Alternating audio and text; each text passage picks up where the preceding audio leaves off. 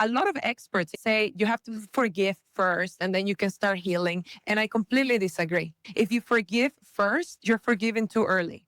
It's actually an escapism tool. You're not wanting to deal with the pain that you went through. So you're just pretending to be okay, but it's still lingering under the surface. So it took me about a year and a half to be able to process all my emotions and to be able to forgive what happened in my childhood. Not because I condone the actions, but because I felt I had earned a life free of resentment, anger, and bitterness. And that's the gift that's out there for anybody that has gone through any difficult experience in their childhood.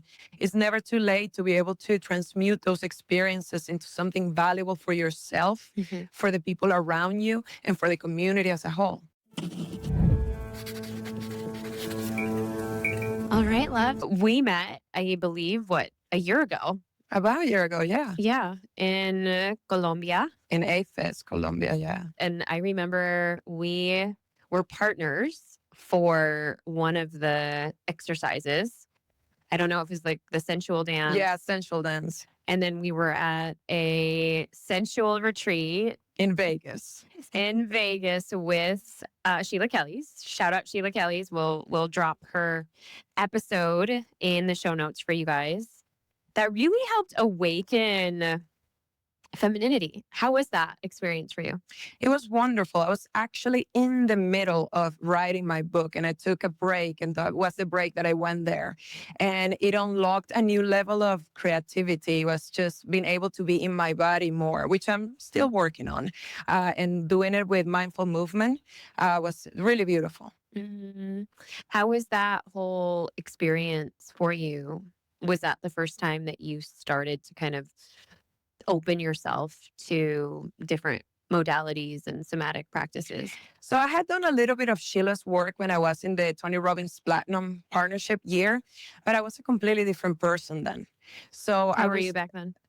I was 180 degrees different than the person I am today. I mean, I was never a mean person or anything, but I was completely closed off. I lived in a box. My brain and my mind was locked up. My body was locked up. I was terrified of dancing. In fact, I never danced until 2.5 years. So I was just scared, but I didn't know I was scared. So I had this strong woman's persona. So when I went to Vegas with Sheila, I was already a different person because I had unlocked so much of my mind and my body. So I was able to fully embrace the experience. And it was still challenging. As with everything, it's a process. But it was beautiful to start moving my body for myself, not because there is a masculine energy watching, not because I'm doing it to please someone else, but just doing it for my own benefit. Yeah. Yeah. And how did that have an impact on like how you then started to complete the book? I believe it helped me, so I will continue to be more in touch with my feelings and with myself. And then what I didn't take many breaks when I was writing the book, but when I will take a break, I will go and do a little workout and then be very mindful and apply Sheila's movement, sensual movement, to my stretching at the end to just kind of unwind my muscles, but introducing that sensuality. And I really feel like it was a catalyst for me to be able to write better. So you have your book, which, oh my gosh, give it to me. I want to take a look at it. Wow. Hidden Memories, Discover What's Blocking You from Life and Love. This is huge and it's a true story. And it is almost 350 pages, almost 400 pages actually.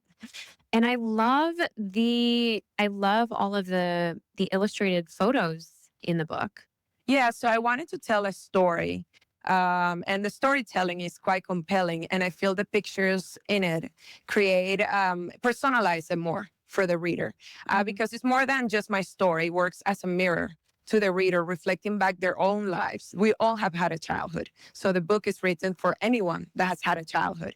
And because we go through experiences that, although they might be different, the consequences of them, regardless of our culture, regardless of where we're born, of our family structure, they are very similar in all of us. So if someone faces neglect in their household or they face abuse, they're going to develop similar consequences, regardless of who they are or where they are. And where was the inspiration drawn to actually turn your story into a book?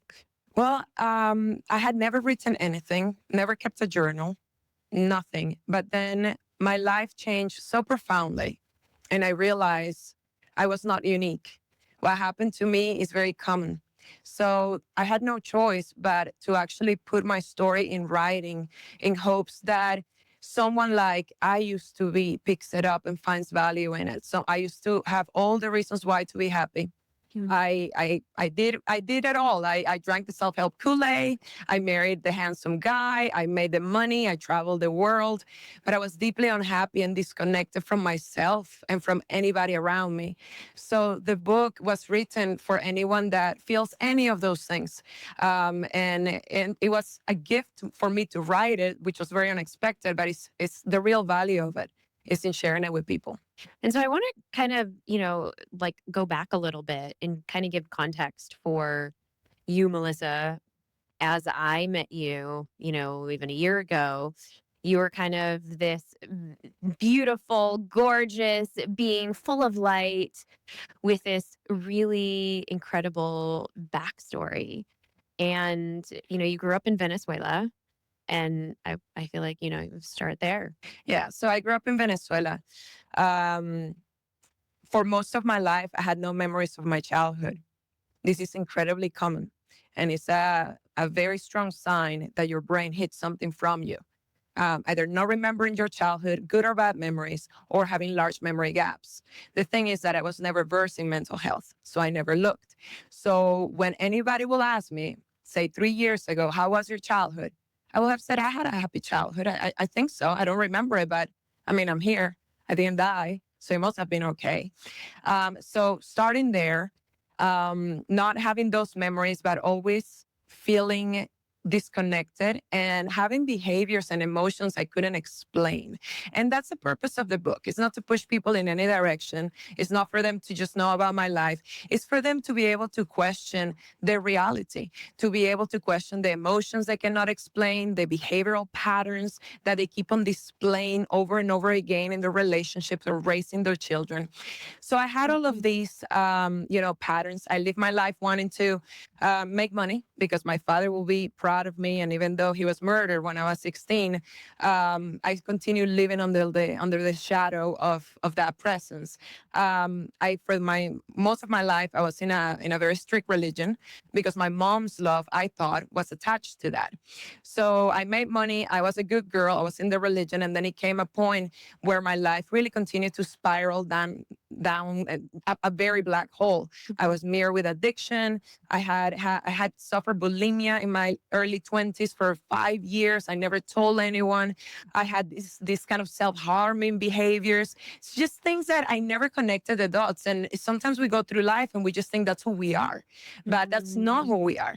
Mm-hmm. Everything has a root cause. The root of that is in the question, what happened to me? When you ask yourself, what happened to me, then it changes from what's wrong with me. Then you start looking for answers. Your brain starts looking for answers. And I was heartbroken. Mm-hmm. So I decided to go down to a place in Costa Rica where people went to heal their hearts. I was highly skeptical, so I didn't even research it, but I trusted the people that had been there, and that's key. So you just picked this random No, spot. I had heard my friends that I trusted talking about this place. So I didn't research what they did there because I knew I wouldn't go. If I had researched it, I wouldn't have gone because I lived in a box, in a religious box, and like only do the things that you can explain in a very scientific box. And there's some things in life that are magical and you're not meant to understand them. But I wanted to understand everything. So I didn't research it, and I just showed up in this place in Costa Rica. And I drank a plant medicine, a psychedelic medicine called ayahuasca. And then my life got destroyed. And then it changed for the better. Do you think Aya is for everyone? No, I don't think there's anything in the world that's for everyone.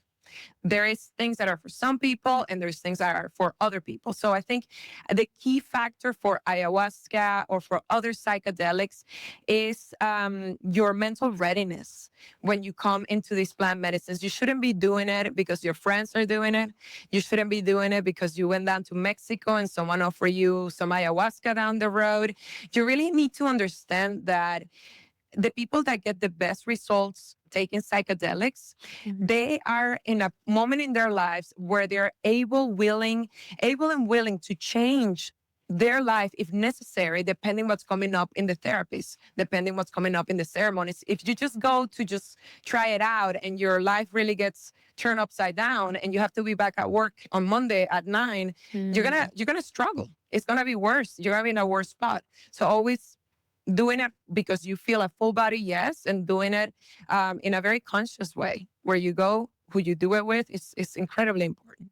Yeah, it kind of reminds me of the time when and I think we probably had a conversation about this when I started my ayahuasca journey. And I've only done it once. I mean, well, it was a 3-part series over 3 days. But that was probably the first time, and who knows if it would be the last time. And you're right. It's definitely not for everyone. For me, I mean, you said it destroyed your life, but then it also made it better. And we'll get into that. But I think for me, it was kind of like the bow that really tied a lot of the experiences that I had been going through over, I want to say those 5 really big years. And that was like kind of the culmination point, because then after that I was like, oh wow, I had seen the visions of my parents. I had seen the vision of my brother, and it was like, oh, they're my angels. They've always been my angels. They've always been by me. And that was a very cathartic, healing, you know, kind of end to a chapter in many ways. Yes, the second night was a death of the soul. Like, it was a death and rebirth of like a vision that was very, very dark. Basically, that I had, you know, died. Mhm. And that the third day I came back in a very metaphorical sense, wearing white, and I was guided through, these new chapters of my life. That was like the vision that I got. And it was so different from other psychedelic experiences before that.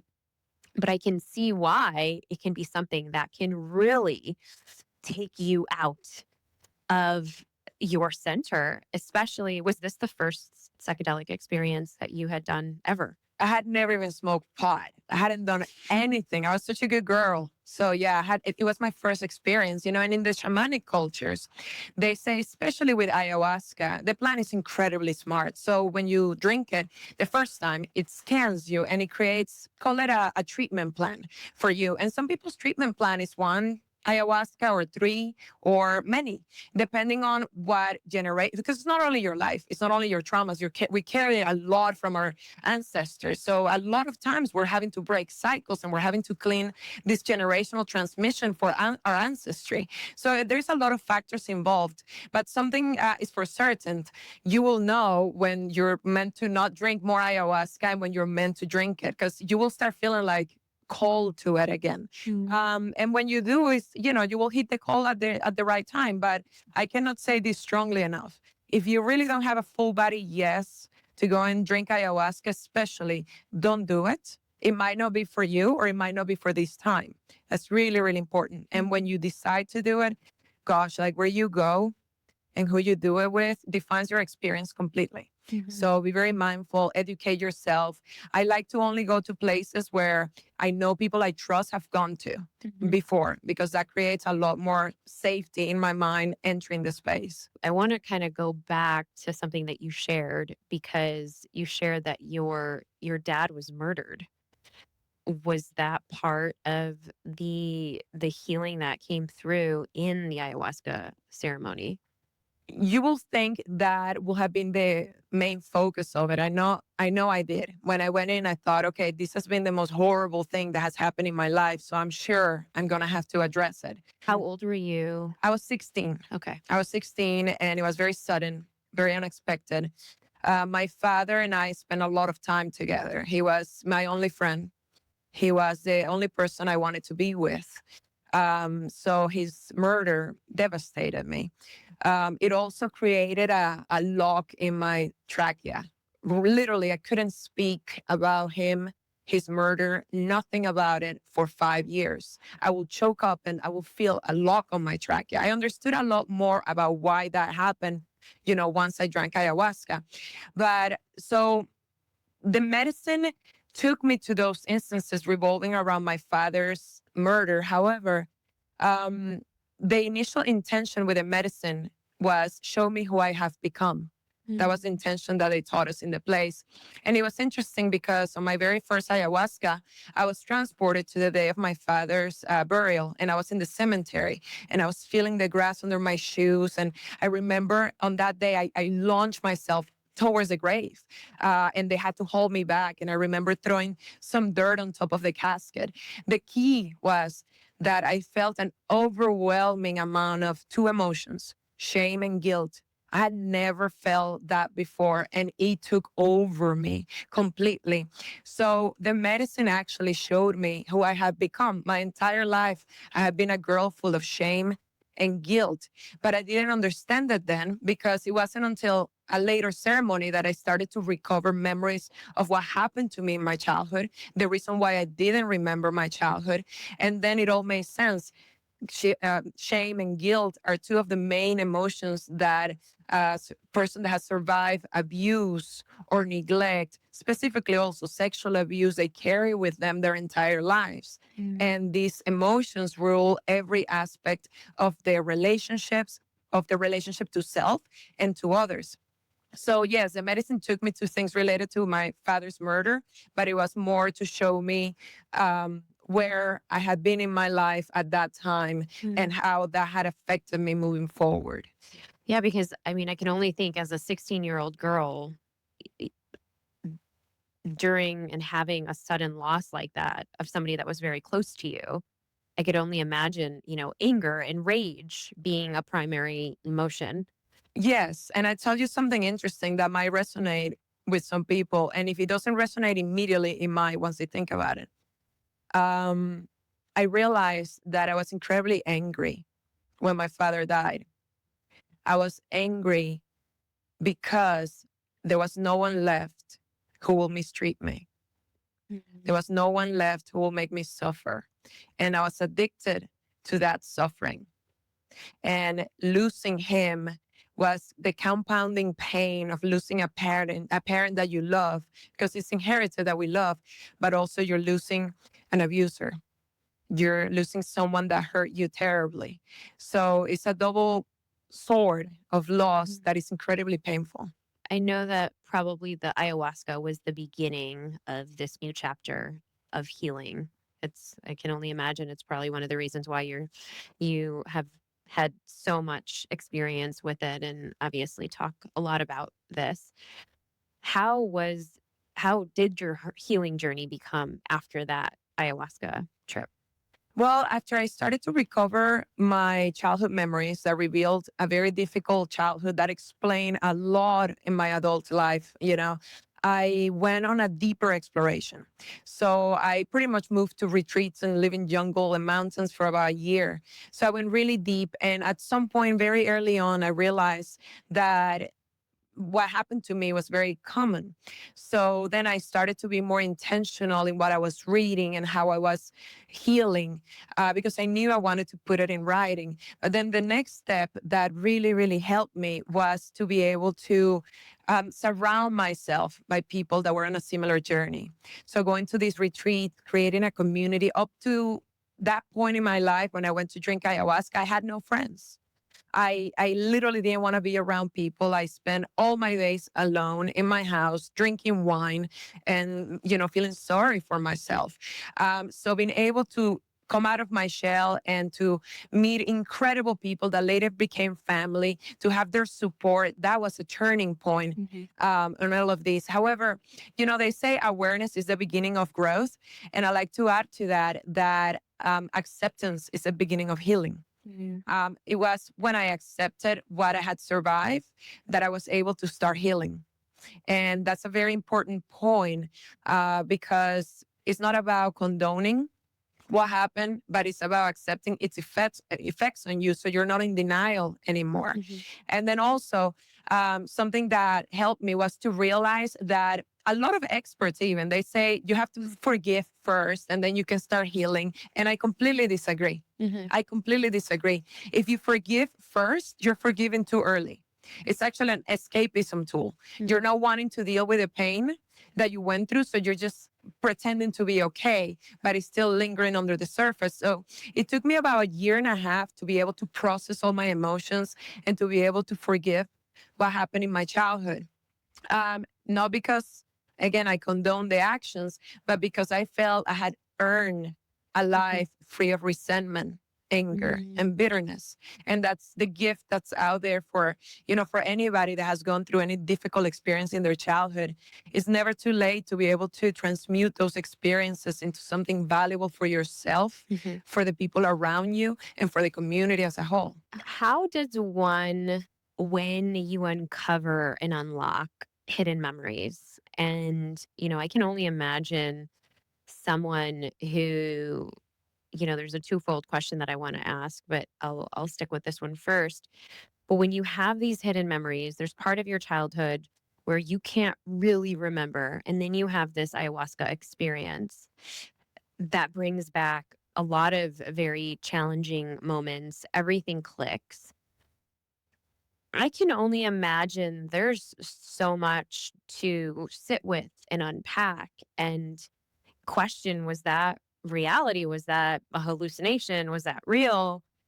And how, what advice would you give to other people if they do go through other, therapeutics? It doesn't have to be psychedelics, but I think even in certain therapies, it can also unlock hidden Yes. memories Absolutely. as well. How do you maybe advise that people, sit with that discomfort initially when it's like a flood of emotions coming? Yes. So when the memories start to come up, it's difficult to explain it differently, but what happens is that your entire body remembers in an instant. Like your entire body will know what happened, but your brain is taking a little bit to catch up. So every cell in my body remembered what happened, but it took me a while to be able to process it. I went through the 5 stages of grief. I think this is very common. A lot of people probably go through it when they face something in life or with psychedelics. So you go into first the anger. You become very angry. Then you go into the denial. Oh my gosh, did this really happen? Then you go into the bargaining. No, it couldn't have happened, but maybe it did. What if it did? Then you go into the depression. And finally, you go into the acceptance. So I went through those 5 stages of grief fairly quick during that ayahuasca treatment, and I was able to accept and I started to recover the memories. But then again, I went back and forth a lot. Like, is this real? How is this possible that I didn't remember? I had a lot of questions. And that's why one of the reasons why I wrote my book is because I couldn't understand how there were there were no more books out there that openly talked about how the brain hides trauma. So what I did next is I went and found all the books that talk about it, like The Body Keeps a Score by Bessel van der Kolk. Wonderful book. I will say saved my life because it's the first book I picked up that explained to me how this was possible. So it's normal. It's normal to go back and forth through the stages of grief, to wonder if the memories are real or not. I have a whole chapter where I talk about it in the book. So I actually have a list of about 12 or 15 questions that you can ask if you start having memories come up during your, whether it's your psychedelic treatment or you're, with your psychiatrist doing talk therapy, and some of this starts to come up. So there are questions like, for example, does this fit the narrative of my life? Like, was it possible that this happened in the timeline of how I remember it? Did I spend a lot of time alone with this person or alone at home? Like, just kind of like, it's a puzzle. So you have to put it together with insightful questions. Yeah, I can only imagine that it would be a lot of introspection and a lot of self inquiry, and perhaps even just, guilt, shame, maybe even or an anger, a rage, all of the soup of emotions. What is your hope for people when they pick up this book? That they will question their lives a little bit or their loved ones' lives, if there are patterns of behaviors and emotions that they cannot explain, that they cannot shake, that they are open to looking at their past with whatever tool they choose. I talk Mhm. specifically about psychedelics because it's what worked for me, but I've actually had people reach out after reading the book. They have gone to different therapies that don't involve psychedelics, and they were able to really understand what they were feeling because they were recovering memories as well. Mhm. So just question your reality, learn a little bit more about psychedelics. There's a lot of stigma around mental health and about psychedelics. So in the middle of the book, I actually take a pause from the narrative and I educate people on how the memories are stored in the brain from a science perspective, how psychedelics help from a science perspective, some of the dangers and recommendations when it comes to Mhm. psychedelics, as well as generational transmission of trauma memories, of, trauma emotions, because we carry these the same way that we got our eye color from our ancestors. We get traumatic experiences from our parents and grandparents. Mhm. But the beautiful part is that the same way that trauma can be passed down generations, so can the seeds of healing. So we're all making a difference. Mhm. And you said something around, your body, obviously, referring back to Bessel van der Kolk, the body keeps score, and how even for you, you remembered everything in your body. What or can you speak to some of the ways that we can use the body as a form of healing those traumatic experiences for those who really are like, okay, I don't know about talk therapy, I don't know about psychedelics. Are there ways that we can heal it through the body?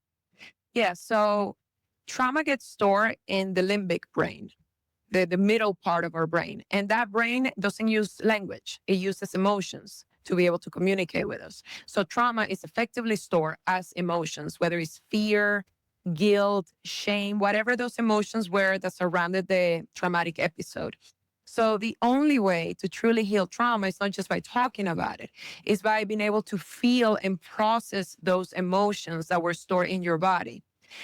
So once you actually start remembering these memories, and I want people to understand that you don't just start remembering a movie of abuse as if it happened to you when you were 7 years old and you recover the memory and you see you playing the role in the. This is not how the memories are recovered. The traumatic memories are stored in emotions and they're recovered in emotions. So you will feel the overwhelming fear that your 7-year-old felt, and you will know why you're feeling it, but you won't be able to recount every event, right? So with that, because it's stored in your body, doing a lot of somatic work is very important. Like Mhm. Peter Levine's work is incredible. Like his books are incredible for giving recommendations. This is something that I'm actually working on myself on a daily basis, because one of the things that gets dysregulated with trauma is your nervous system. So you don't know how to be in a safe environment without making yourself feel unsafe. So often I discover my brain will go and look for things to be angry about or to be sad about so my body could feel unsafe again. So I personally work a lot on being in my body. Like my mantra now is be here now. This is what I repeat to myself, because when you've gone through trauma, you become an expert at being anywhere but here. You're Mhm. either in the past or in the future. Right. So to bring myself to the present, taking deep breaths, even if it's just one inhale, very slow exhale, and then bringing myself into the room noticing one thing in the room, one thing in my body, one place that I'm feeling in my body, one smell, Mhm. one taste. That's how I down regulate my body and being out in nature. It's a process. It's not that you recover memories, you heal your trauma, and you're good to go. It's a lifelong process of growth and on improving how your relationship to your body. And I want to also kind of segue into a lot of times people from challenging backgrounds. And you mentioned one of them, Tony Robbins, who you were, part of his group as well, came from a very challenging background, but then they grow to be ultra successful. And, you know, you, Melissa, are extremely accomplished coming from literally from Venezuela. You were born and raised there. What was it like to then come to the US and then build such a big empire for yourself? Do you think that that was contributed because of the traumatic background, that your ways of coping was this overworking, overachieving? How did that play, if anything, in your life? Absolutely. I mean, you will notice most people that achieve a lot in their lives come from a difficult background. They usually had experiences in their life that made them a fighter. So, for example, a hero and a villain in all the movies, in all the stories, they have a very similar background. They come from a dysfunctional family.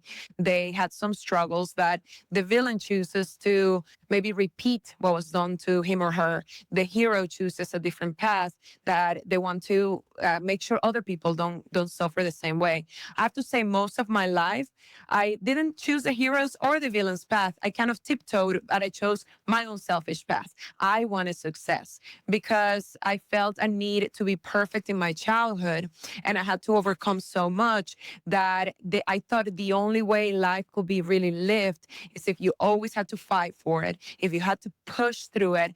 Even love, like if love was easy, I didn't want it. So anything that was hard, it felt like I should achieve it because that's how I derive my value. And I think a lot of us put our self-worth in the outside world when, especially when we have difficult experiences in our childhood, because we find out very early that we have no value. Because we're not valued by the people around us. So we make sure that we never lack the exterior, the exterior success, because that's how we feel that we are being validated. So for me, for sure, it was like that. I enjoy being successful. But it came a point where it wasn't making me happy anymore. And that's when I guess you transition a little bit into the hero's path where you realize. And I want to stop you there for a second. When was that point where you're like, wow, I've amassed a great deal of success. I'm no longer in my home country. My home country is also going through its own issues. I'm now this person that is on the other side of all of that, but yet still I don't feel fulfilled. When was that turning point? It was after my divorce. And I'll tell you why. I got married very young. So I'm technically 25. To me, it was very young. So in my late 20s, I blamed my marriage for my unhappiness, right? We're always looking for external factors to be unhappy. Then I got divorced, and then I was still unhappy. So I realized it wasn't the marriage, it was me. What's going on with me. So that's when I started to question my behaviors. And also I started to become interested in patterns that kept on showing up in my life. Like, it's easy to blame the guy when you're in a bad relationship. It's his fault.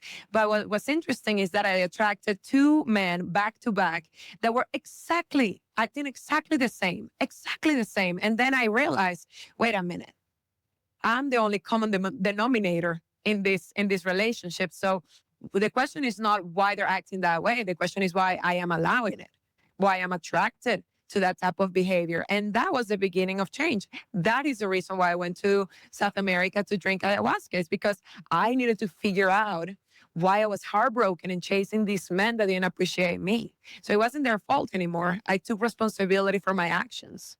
And that's a big thing to do, especially when it's so easy, especially when you were the victim at one point.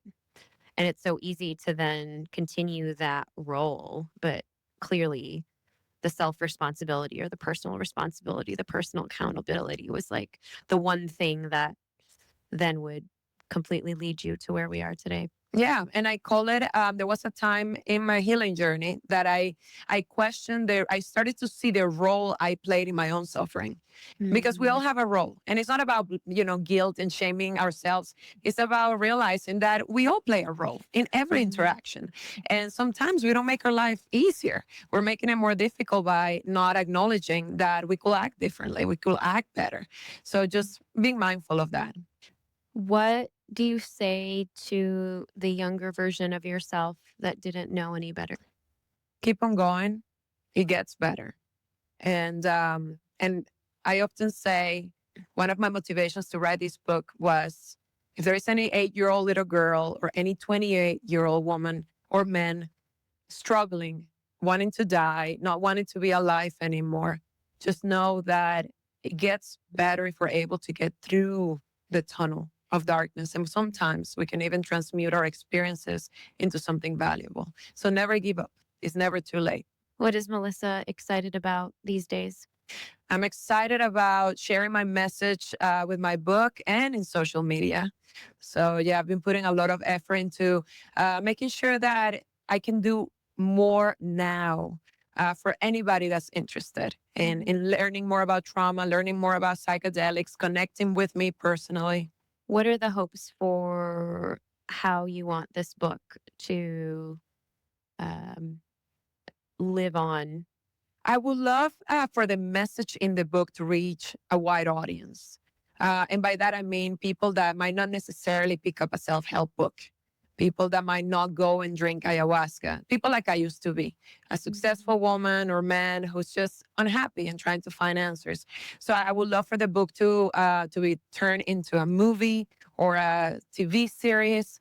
It definitely, the tale works for that. And I think it will be so wonderful to be able to show the underlying workings of trauma, especially childhood trauma and psychedelics in a way that people that will normally not read will find interesting. What's your relationship with your mom and your sister now in this stage of life? So it's really wonderful. I am blessed with an amazing family, even though we're all incredibly different. They have been able to understand more about my behaviors as a teenager, my middle sister's behaviors as a teenager. When the light of understanding was lit up in our family, they didn't shy away from it. They were curious and they connected the dots fairly quickly. That explained a lot of the behaviors in our family. And then we all started a healing journey as a family, which has been incredible to have. So my mom is one of my best friends. She stays with me often. We share time, quality time. I am lucky to be able to realize that I wanted to get to know her while she was here with me. And I am grateful that she loves me for who I am, not for what I could offer or the religion I will follow or the path in life that I will choose. So it's been a gift. I'm very close to my sisters too. We're all working together in healing as a family. What does healing with your family look like? Well, it looks like us being more supportive of each other, being more compassionate of each other. There is microdosing happening with mushrooms that has been really helpful within my family. So just being curious about the different plant medicines that are out there, the different therapies that are out there, and not being closed off to the extraordinary magic of, of the universe and what's offered to us. Amazing. Anything else that you would like to add or share about the book that people can really dig into when they order the book online? Yeah, definitely. So one of the comments that I got from people is that they really love the self-help part of the book because it's a marriage between a memoir and a self-help book. So I created a workbook. And what I'm going to be doing is anybody that buys a copy of the book, whether it's in Audible, which I narrate, or in Kindle or paperback on Amazon, if you send me a text on Instagram, a message on Instagram, just say workbook, I will send you the link to the workbook that I created that expands on the concepts from the book. So it's incredibly useful. Came out really, really interesting. So it's just going to reflect to you a little bit more and help you to dig a little deeper into those aspects of your life that might need a little shaking. I love it. Where can we connect with you? So the best place will be Instagram. It's Melissa_Osorio. That's OSORIO_remembers. But you can also go to my website and it will link you to the different social media places. What's the website? Melissa-Osorio.com. Okay, perfect. We'll link that in the show notes as well. A couple of questions that I want to end with is, what does it mean to be brave? It means to love myself loyally. I think a lot of us shy away from putting ourselves first. And I think it stems from not being brave enough to stand in your truth. So loving myself loyally will be the bravest action I can think of. And one word that describes this season of life. Presence. Learning to be in the now. Well, Melissa, this was such an amazing, amazing conversation. Your story, while it is so deep and so poignant and so rich, I know that everybody needs to definitely check out the audiobook. Go ahead. We'll link everything in the show notes. Hidden Memories, Discover What's Blocking You from Life and Love.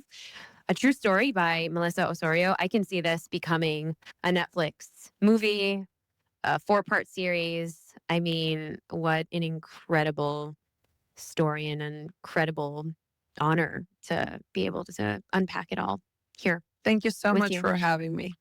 You know I've got so much more in store for you. So if you are really ready to dive in and keep owning your emotions like the boss that you are, click right here. Go ahead, don't be shy. I'll see you in the next one. Keep shining.